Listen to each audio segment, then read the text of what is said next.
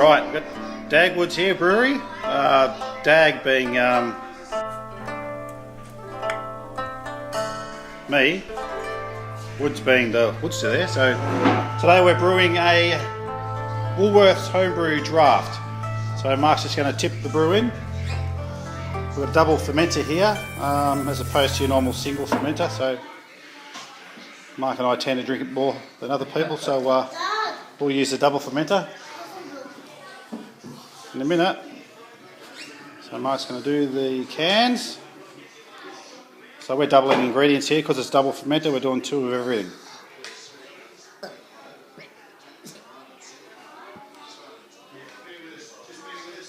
Excuse you. There's the junior brewer of the future. Alright, so it's 1 can in.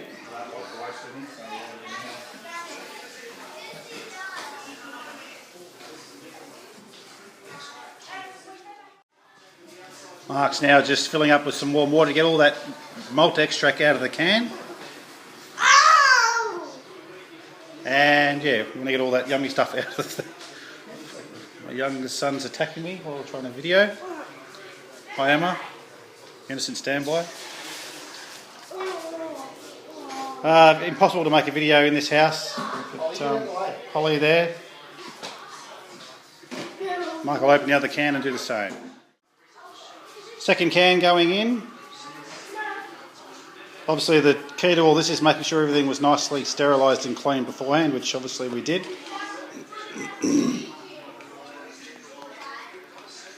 So once we've got that in, we'll add plenty of hot water to try and break up a bit of that malt extract. And this is good, I'm making Mark do all the work.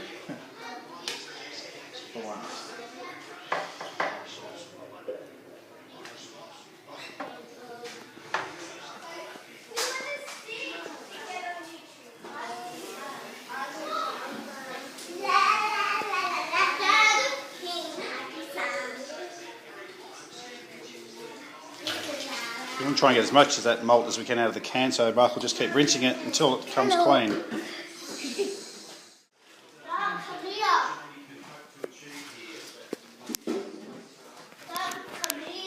Dylan. So we're going to give that a good mix.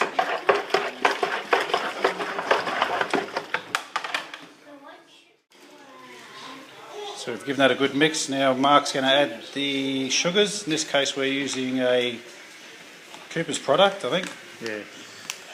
Mark's bought Brew Enhancer number 2, which we often use. As you can read that there, enhances flavour, mouthfeel and head retention. So we find that's a good sugar. Seems to give you a good head on your beers. So we use that a lot. So I'll mix it in 2 of those.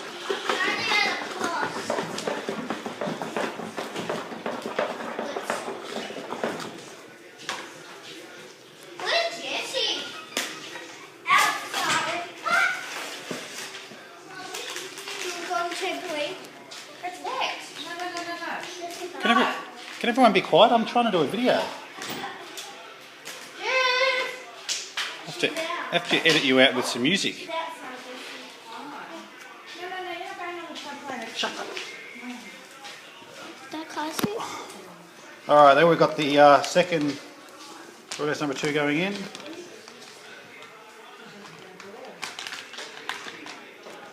So all we've added to date is 2 cans, a bit of warm water in those cans, probably would have filled those cans up 2 times each, and the 2 sugars. We'll give that a good mix.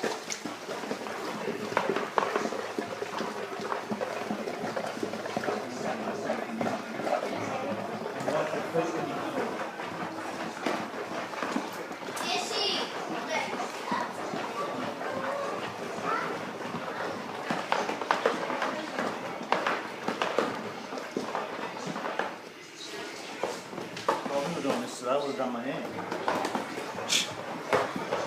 Very funny, Mark. So what's our total volume up to? We have about 10 litres.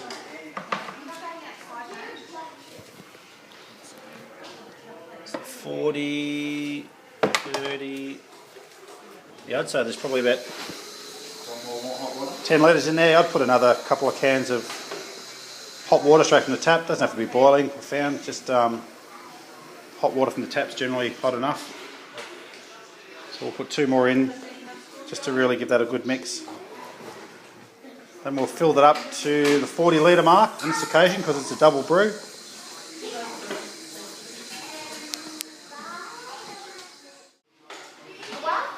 So we've put in our second, Mark's rinsed all the water off, malt off the top of those cans with hot water. Put it in and you should end up with something like that. Smells delicious at this stage. Just to give this one a bit more malty feel, we're going to just add a bit of extra malt. In this case we're just using it's a Brigalow product, so I'll get Mark to add in, say, probably about a quarter of what's in there, just to try and malt it up just a tad, and also increase the alcohol volume just a little bit.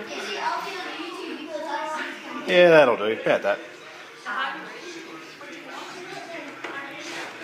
Next we'll go to the garage, add some cold water and take it from there.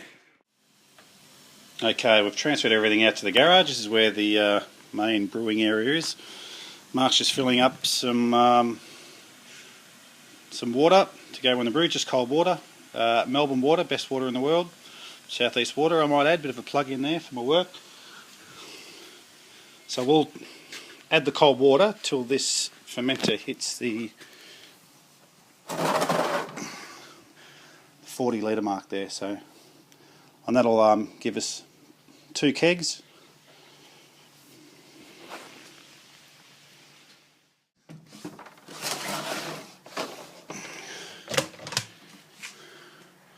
So Mark will just add that.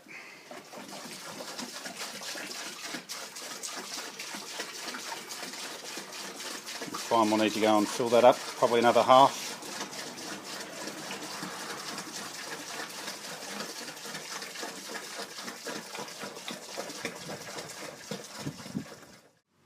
So that again, Mark? One good tip when you're filling up with water, make sure you take your spoon out. Yeah, there's been the odd brews here where we've filled up with water and put the lid on and gone, where's the spoon? And had to fish it out, so good tip there. So you'll probably find we're at about 30, so see the black line, need about another 10 litres. And then we'll probably throw in a bit of finishing hops just to give it a bit of aroma. And then we'll pitch our yeast.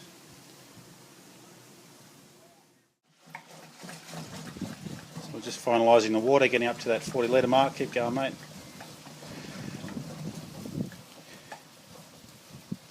Keep going, and I think we're going to keep going a little bit more.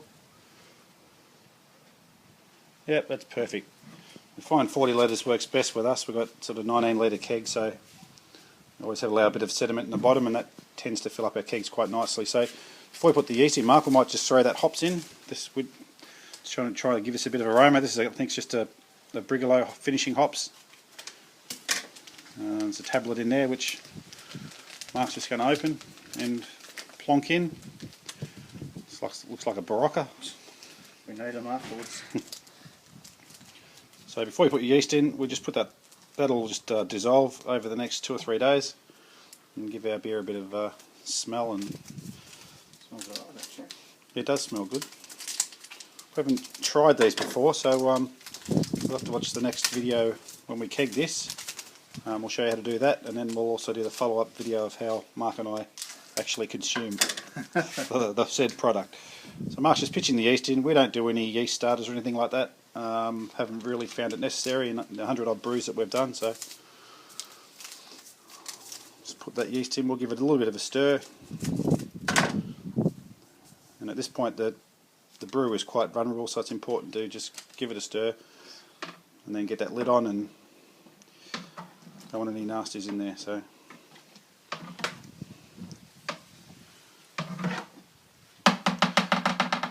that's it. I can put the lid on.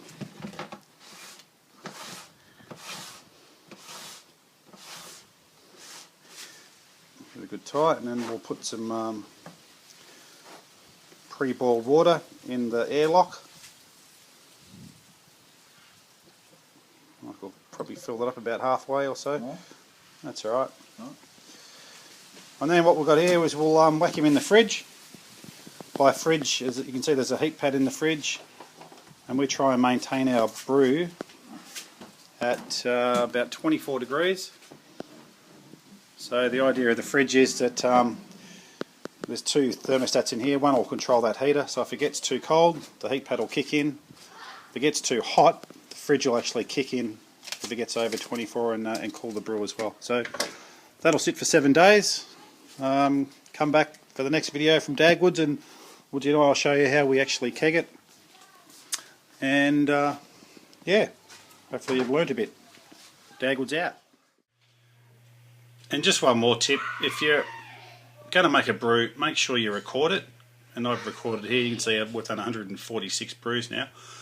Make sure you record everything you do, because if you do make a good brew, you want to know exactly what you did and what you put in it. So I keep records. There's my Brigalow Munich Lager from last week, when it was fermented, what we did, and exactly when we gassed it. So good record keeping allows you to come back and actually just see what you did for a good brew. So good tip.